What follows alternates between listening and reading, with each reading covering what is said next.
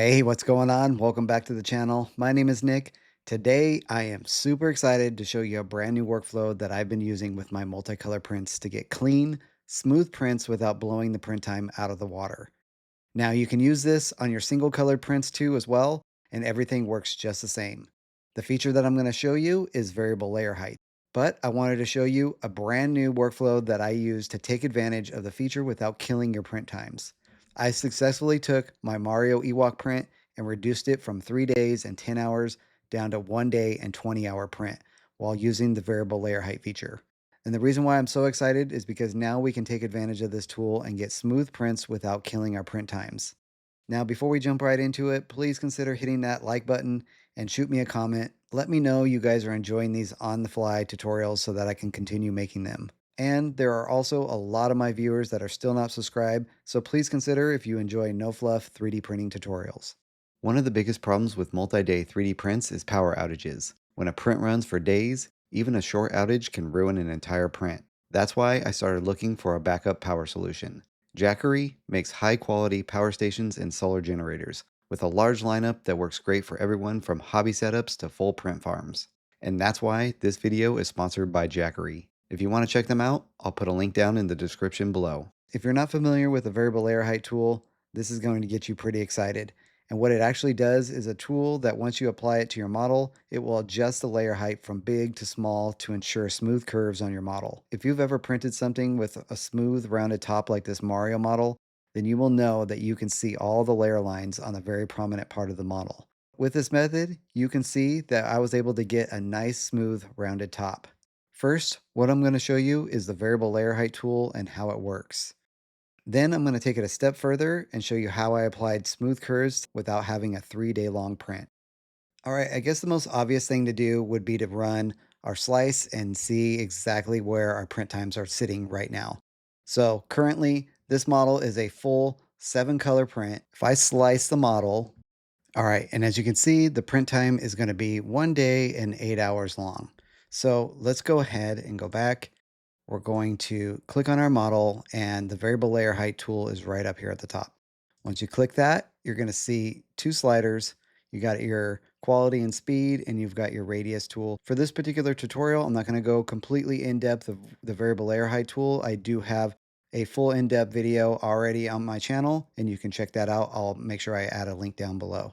But when using the variable layer height tool, you've got your speed setting to the right and your quality setting to the left. So if you want a higher quality setting, you're going to pull down this widget to the left. I like to go down to a 0.12, and then you hit this adaptive button right here. And once you hit that, you will see a change to your model. And what these colors represent here are the different layer heights that you're going to have on your model.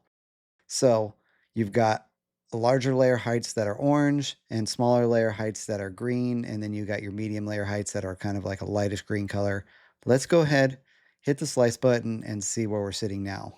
So before we had 1 day and 8 hours with no variable layer height. Let's go ahead and check out what happens when we apply variable layer height to our model. All right, our model is now sliced with the variable layer height feature added. And now as you can see, our print went from 1 day and 8 hours to 3 days and 9 hours, adding an additional 2 days and 1 hour to our print time. Let's go ahead and take it one step further and do our modified variable layer height workflow. So what I got to do is we're going to go back to prepare. Basically what I really wanted to do when I was printing this model was make sure that we didn't have that effect when you have a rounded top and you see these circular discs on top of a rounded top model like this. So I knew once this model got printed, we were going to see these ugly rings that happen on top of his hood. And as you can see from my full color Metroid print, the top of his head right here had that effect. So I didn't want that to happen again. So when I originally started with this, I was going to apply the variable layer height across the entire model like this and just print it. But 3 days and 9 hours just wasn't going to happen for me. So what I decided to do was take the variable layer height feature and adjust it to where it's only going to happen for the top half of the model. So it's going to happen for this section right here only. And the way you do that is this section over here on the right. So what this section over here is going to show you the different layer heights that happen. As you can see, when I move my mouse over them, you got a 0.8 millimeter layer height here. And as you go, you got a 0.11 and And as you can see, we just keep going through and you can see the adjustments happening here on the fly. And that's from the algorithm making the changes to the layer heights depending on the way the model is shaped. So what we're going to do is we're going to give this entire section or right up to here all the same 0.2 millimeter layer height, and that's going to turn the model this grayish color here. So the next thing that we're going to talk about is this black line right here. This is going to be the standard 0.2 millimeter layer height right here, this black line. So what we want to do is adjust all the variable layer heights to match this black line. Now, what you can do is if you're on the left side of the black line and you left click, it will pull that as you can see when I scroll my mouse up and down, holding down on the left mouse key, it's going to pull those layer heights down, essentially making these layer heights a lot smaller. And if you go on the right hand side of them and you right click, it's going to pull them back the other direction. So if you right click and drag, you'll see that it's pulling it towards that black line. Now, if you hold down the shift key and you click on this area, it's going to drag it all the way to the point where it's going to be flat with the black line. So what we want to do first is drag our blue line and get it pretty close to the black here, right? I'm going to do that all the way up. We're going to drag it to the black line, get it almost perfect. And then I'm going to show you how we can actually make it nice and flat to where the layers don't actually make any adjustments. So about this section right in here is where we want to go. So we're getting pretty close. Let's adjust the bottom down here. All right, now, and if you hold down the shift key and you use the left mouse button, it's going to actually flatten the line all the way to the black. Now it's turning the whole model gray. You can just go back and adjust them. So we now have our model that is from this part down is going to be the 0.2 standard millimeter layer height here for this entire section. It's going to print all the way the same till it gets to this point here, and then it's going to adjust and do your variable layer height. I chose to do it here because one, you're going to see a little bit of the ringing happening on the top of the nose. Plus, let's go ahead and make Mario's face look extra good. Just leave the variable layer height across his entire face. That's my thought on the process.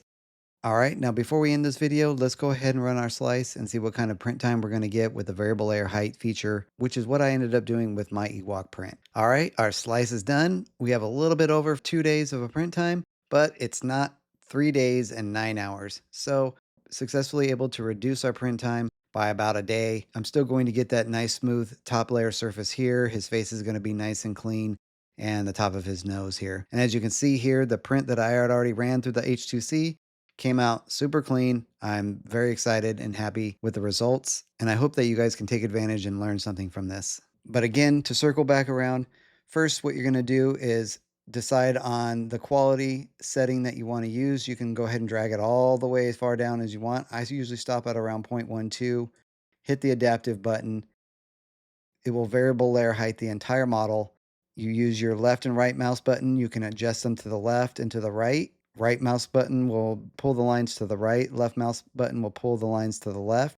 If you hold down shift and use the left mouse button, it will flatten them all the way flat across the 0.2 millimeter layer height. And as you can see, if I scroll up and down this, we got a couple little adjustments here. We're pretty close for the most part.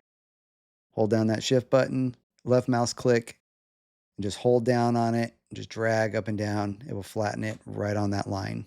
Now, the cool thing is, if we go back and hit our adaptive button again, we can adjust it. Like let's just say we wanted to do just the feet and maybe the face and head like we did before. You can do that. So you can, let's just adjust this here, the center of the body here only up to about, the chin area. And if we continue, and it's not going to adjust until you move the mouse up and down. So it actually reacts to your mouse moving up and down, and then hold that shift button, left mouse button, and then we'll flatten it down to that line. So then you can get this effect where, you got the variable layer height happening in here, in this little section here, gets a little bit smoother.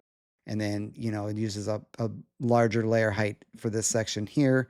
I'm just trying to show you an example, like if you had a model like that, where you could literally use variable layer height on the different sections of the model. So that's another option as well. But I think you guys get the gist of how this actually works. I hope that you guys learned something. You can apply this to your workflow, get some better, smoother, cleaner prints without the hassle of the variable layer height blowing your print times out of the water. Use this workflow in one of your models. Shoot me a comment. Let me know how it worked for you. I'd love to hear from you. Again, my name is Nick. I hope you're having a great day. And as always, happy printing.